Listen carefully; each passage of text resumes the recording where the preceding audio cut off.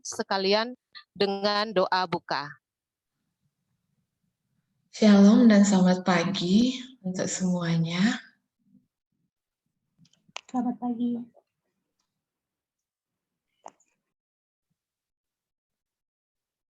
Oke, mari kita berdoa. Bapa di sorga, kami memuji Engkau untuk kasih setia-Mu yang tidak pernah berkurang dalam kehidupan kami. Khususnya firman-Mu yang senantiasa Engkau berikan menyertai kehidupan kami, menuntun kami. Bapa, saat ini kami akan merenungkan firman-Mu yang kudus dan suci. Tolong kuduskan dan sucikan kami ya Tuhan dengan roh suci-Mu. Tolong buat kami mengerti sesuai dengan kehendak-Mu. Dan kiranya firman ini yang akan menuntun kehidupan kami, khususnya di sepanjang hari ini dan sepanjang kehidupan kami, untuk memuliakan Engkau. Terima kasih ya Tuhan untuk janji setia-Mu, bahwa ketika 2-3 orang berkumpul oleh karena nama-Mu, Engkau hadir. Tolong kami untuk menyadarinya, dan biarlah perbaktian ini hanya untuk memuliakan Engkau. Dalam nama Yesus, amin. Oke. Sekali lagi saya ucapkan selamat pagi untuk kita semuanya, dimanapun berada.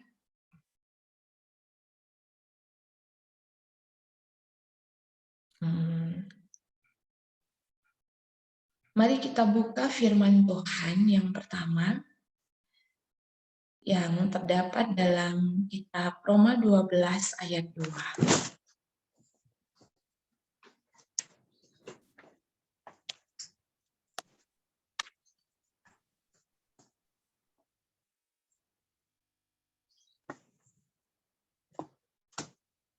Kitab Roma 12 ayat 2, demikianlah firman Tuhan. Janganlah kamu menjadi serupa dengan dunia ini, tetapi berubahlah oleh pembaharuan budimu, sehingga kamu dapat membedakan manakah kehendak Allah, apa yang baik, yang berkenan kepada Allah, dan yang sempurna. Ini adalah firman yang diberikan kepada kita semua.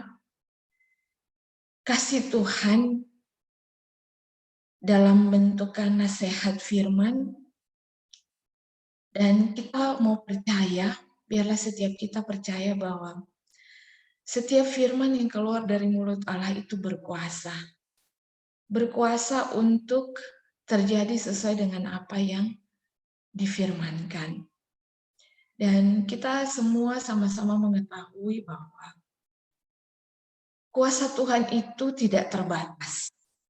Karena Tuhan adalah Allah yang mempunyai langit, bumi, laut, dan segala isinya, yang memiliki segala sesuatu. Baik di surga maupun di bumi ini, seluruh alam semesta. Tetapi kuasa Tuhan itu bisa dibatasi oleh pribadi kita masing-masing. Ketika kita memilih untuk tidak percaya kepada firman itu, maka firman itu tidak bisa terjadi dalam kehidupan kita.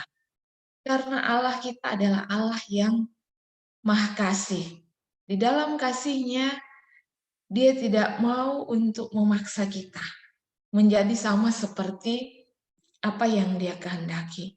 Tetapi di dalam kasih-Nya, Allah melalui firman-Nya, Dia memberikan kepada kita firman-Nya agar kita dapat melihat dan merasakan kasih itu, dan dengan demikian kita bisa memilih untuk menjadi sama dengan firman atau menjadi sama dengan Kristus. Kenapa judul di pagi hari ini adalah Christian Living? Karena saya sendiri sangat terberkati dengan setiap pelajaran-pelajaran rohani yang Tuhan berikan, khususnya melalui firman-Nya. Baik itu melalui Alkitab, begitu juga melalui kutipan-kutipan dalam Roh Nubuat. Teristimewa Tuhan bawa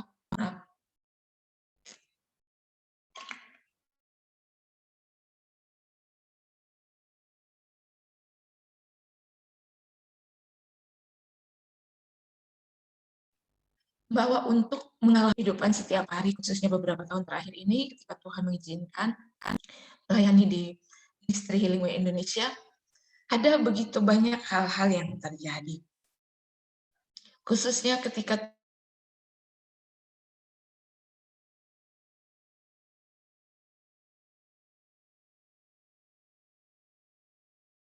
Tuhan izinkan kami di training, mempelajari, langsung kami dibawa pesan. Dan ketika mengalami firman itu, satu hal yang Tuhan ajarkan, Tuhan ingatkan kembali kepada saya bahwa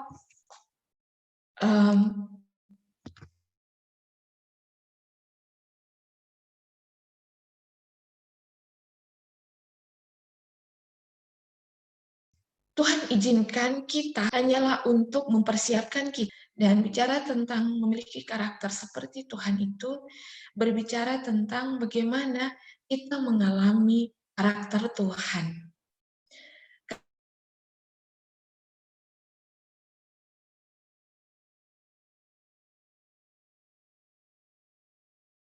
Karakter Tuhan itu tidak bisa kita kerinduan kita ingin menjadi seperti Filipi 2 ayat 13 dikatakan, karena Allah lah yang mengerjakan di dalam kamu, baik kemauan maupun pekerjaan menurut kerelaannya.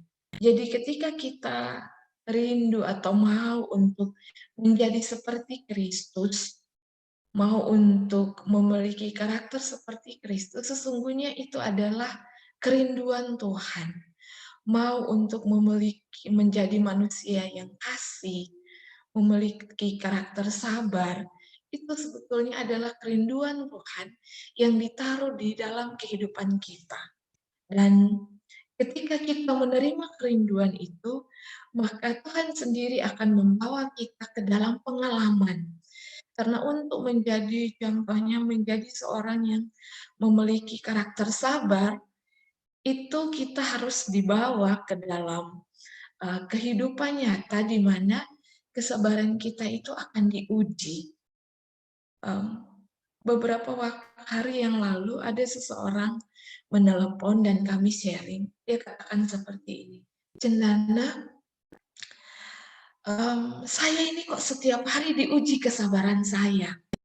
Ketika saya minta kepada Tuhan untuk tolong saya menjadi sabar, kenapa kesabaran saya diuji? Dan ketika kesabaran saya diuji, saya selalu marah-marah.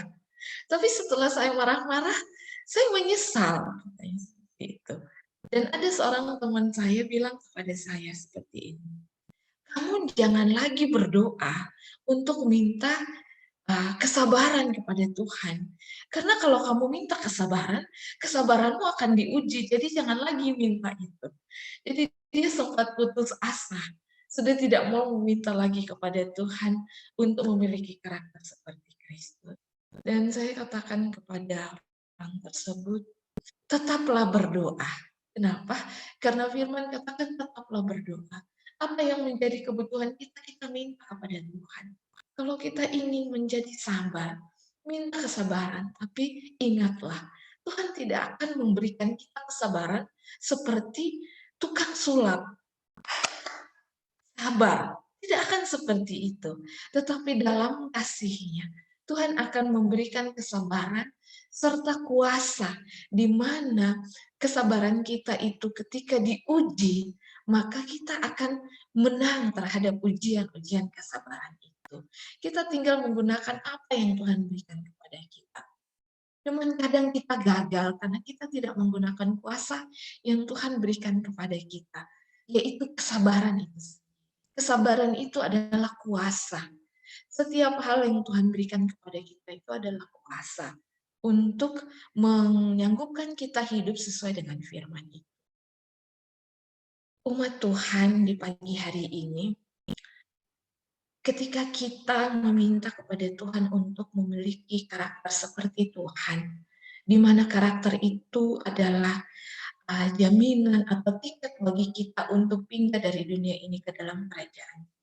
Karena tidak ada seorang pun yang dapat masuk ke dalam kerajaan surga dengan membawa segala apa yang dia miliki saat ini. Tidak akan ada yang kita bawa di atas dunia ini. Bahkan yang menempel di tubuh kita saat ini. Bahkan tubuh kita secara jasmani ini kita tidak akan membawa itu masuk ke dalam kerajaan surga.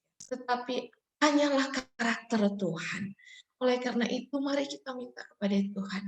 Di hari ini apapun yang kita lakukan, baik dalam pikiran kita, perkataan kita atau perbuatan kita, kalau itu tidak membuat kita untuk semakin memiliki karakter Tuhan, biarlah kita stop melakukan hal-hal itu.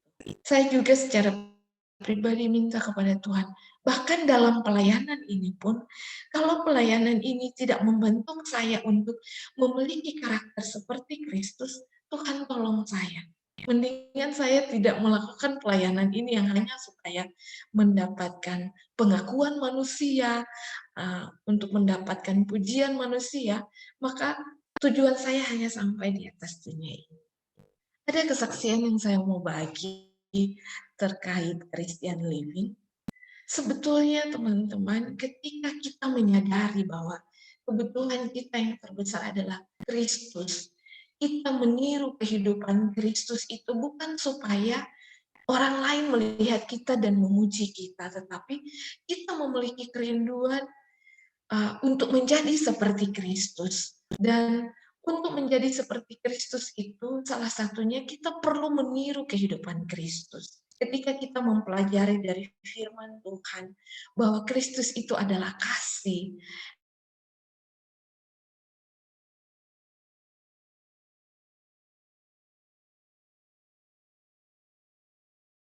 dia suka memberi, tidak hanya memberi, suka memberi juga senyuman, dia suka, itu sangat memberkati orang lain. Dan ketika kita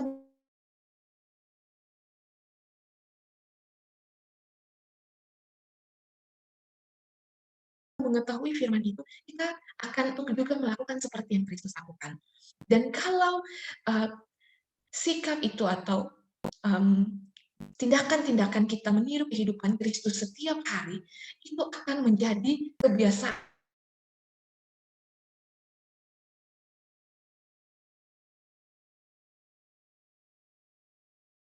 dan akan menjadi kehidupan kita dari dunia ini. Memang benar berbeda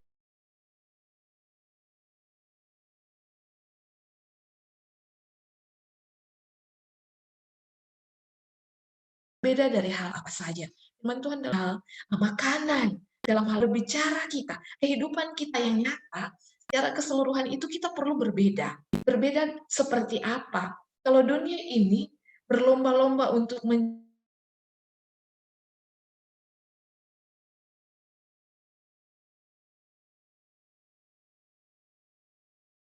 sama seperti dunia ini, seperti apa yang Tuhan kehendaki.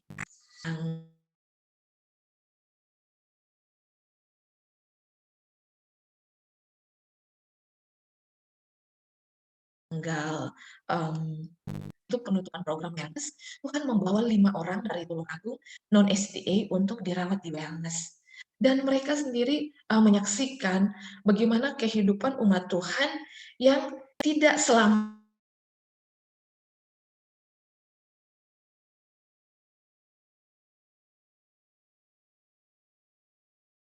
harus dikatakan dengan perkataan. Setiap hari mereka dapat saksikan bahwa di kehidupan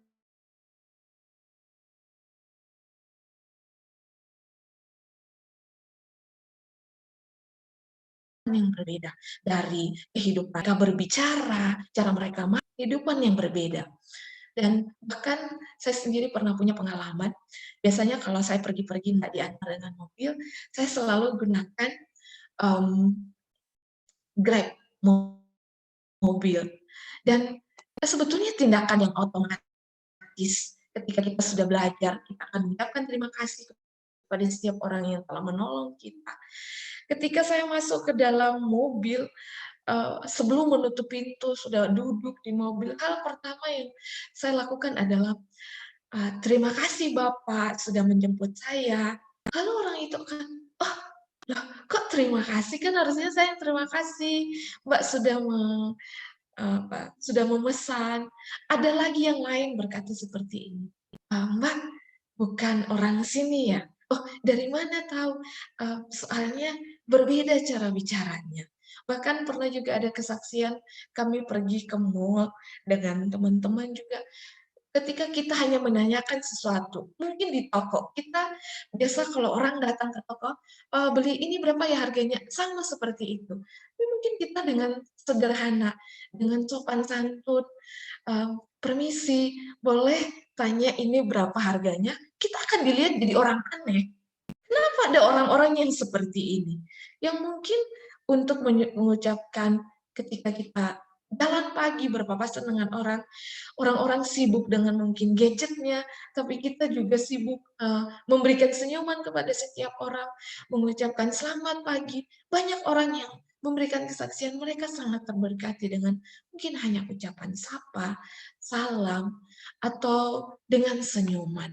Atau bahkan juga orang yang kita bertemu dengan mereka yang di dalam perjalanan kita memberikan senyuman, terus mereka menyapa kita, kita mulai dengan komunikasi, kita tunjukkan bagaimana kita peduli dengan mereka dengan mendengarkan apa yang mereka sampaikan, lalu kita respon dengan meminta Tuhan menolong kita bagaimana merespon orang. Semua itu adalah hal-hal yang sebetulnya membuat kita menjadi berbeda dengan dunia ini. Umat Tuhan, bagaimana agar kita dapat menginjil sebetulnya sangat sederhana. Biarkan Injil itu hidup di dalam kita, dan biarkan Injil itu terlihat kepada orang lain, maka orang itu akan datang untuk menanyakan Injil itu sendiri. Ketika kita memiliki kehidupan yang berbeda dari dunia ini, kehidupan yang mungkin dunia ini hanya memikirkan dirinya sendiri, tidak memikirkan orang lain. Sedangkan umat Tuhan akan pergi keluar dari rumah dan berdoa, tetap berdoa kepada Tuhan. Apa yang Tuhan dapat lakukan di dalam kita untuk menolong orang lain.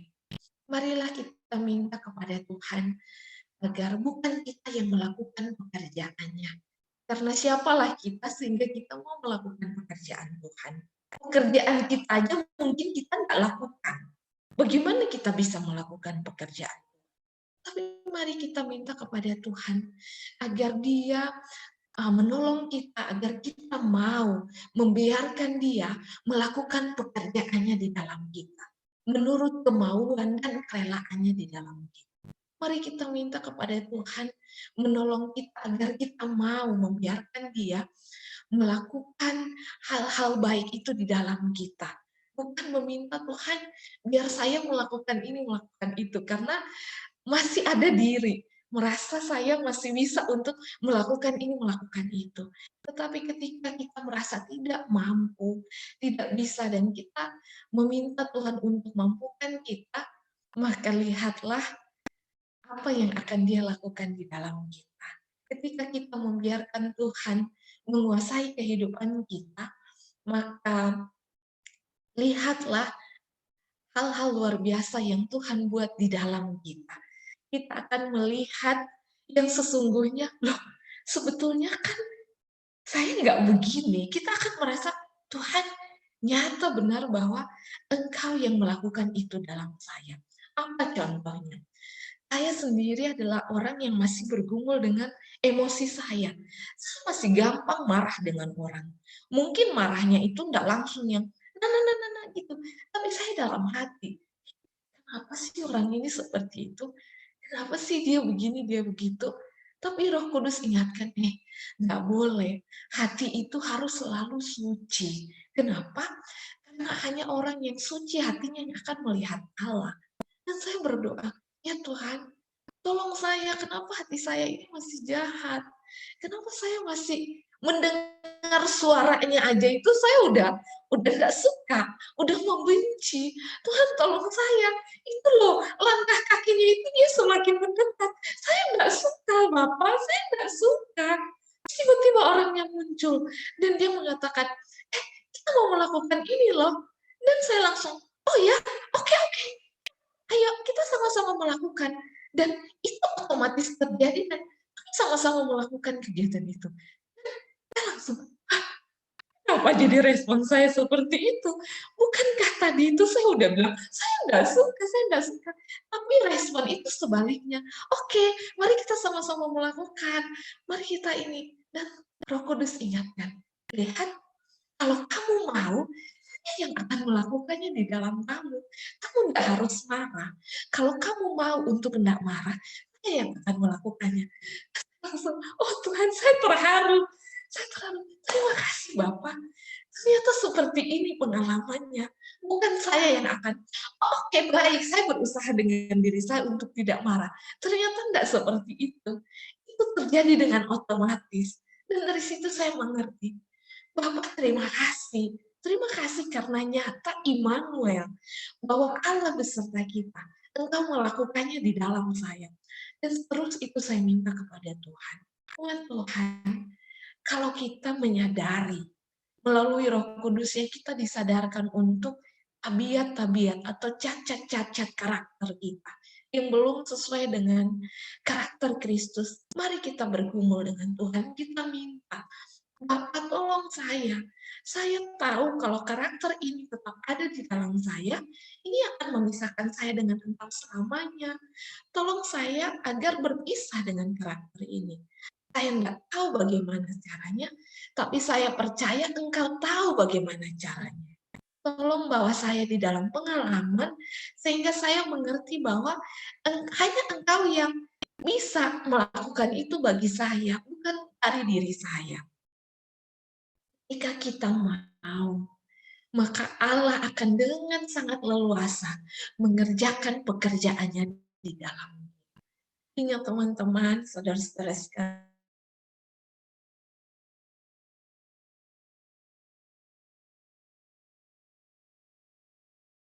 sekalian, bahwa kita di pekerjaannya, pekerjaan Tuhan, tujuannya hanya satu, agar dapat membentuk karakternya di dalam kita.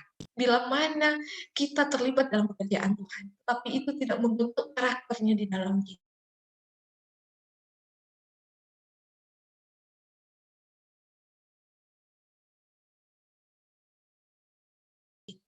Mari kita menangis sama Tuhan, karena masih berada di dalam milik yang maha suci, di mana dia masih menjadi pengantara bagi kita. Sehingga ketika kita menyadari, kita bermohon kepadanya, maka dia akan menjadi pengantara bagi kita dengan Allah. Sehingga Allah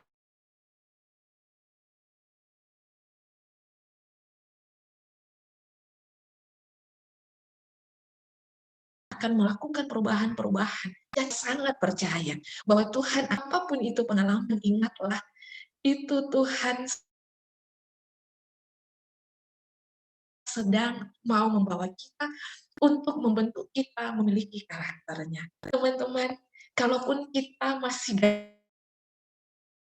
gagal, karena mungkin masih ada kedagingan kita, atau usaha kita, ingatlah firman Tuhan, bahwa Allah lah yang mengerjakan di dalam kamu, baik kemauan maupun pekerjaan menurut kerelaannya. Dan ketika kita mau membiarkan Allah melakukan pekerjaan baiknya itu di dalam kita, maka kita akan mengalami firman Tuhan yang dituliskan, yang Yesus sendiri katakan di dalam kitab Matius pasal 5,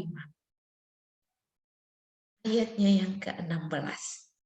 Apa yang firman Tuhan katakan dalam Matius 5 ayat 16?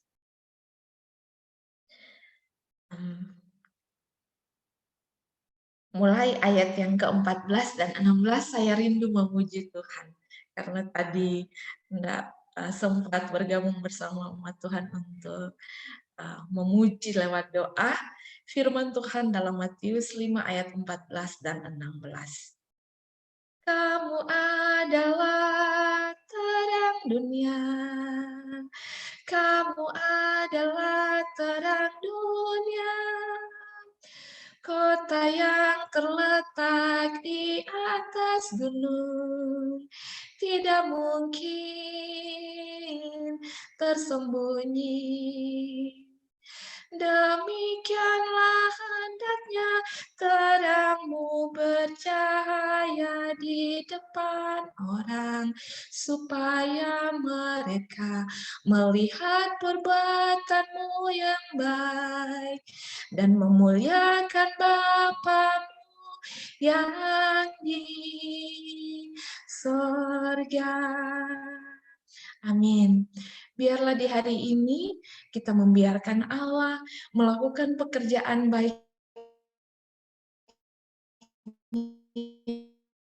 di dalam kita dan bersinar atas kita sehingga orang lain melihat perbuatannya yang baik itu di dalam kita dan memuliakan Bapa kita yang di surga.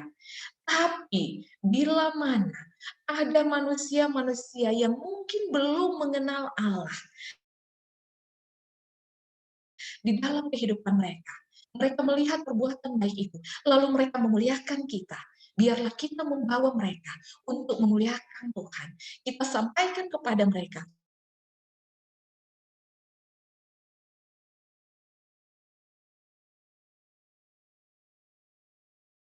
bahwa kemuliaan itu sesungguhnya pekerjaan baik itu. Tetap itu, maka banyak orang akan dibawa untuk memuliakan Tuhan. Puji Tuhan, kiranya Tuhan memberkati kita semua. Saya sampaikan semuanya ini hanya di dalam nama Yesus yang terkasih, sahabat dan juru selamat kita. Amin. Mari kita Amin.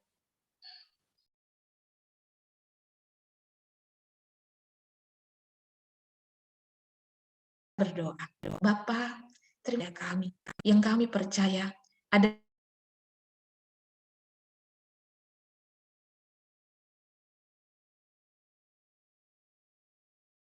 kekuatan kami.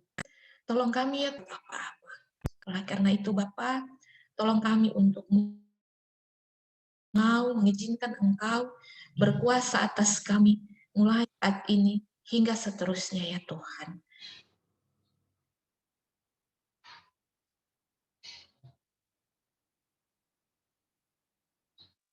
Berkati umat-umat Tuhan di dalam untuk menjadi orang-orang yang suka mengasihi, yang suka untuk berdoa. Dan biarlah di hari ini Engkau pakai kami untuk memuliakan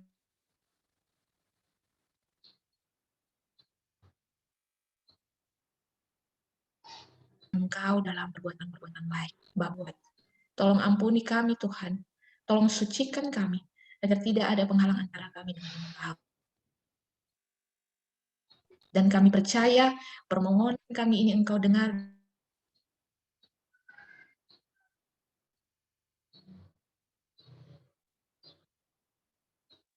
Engkau jawab ya Bapa.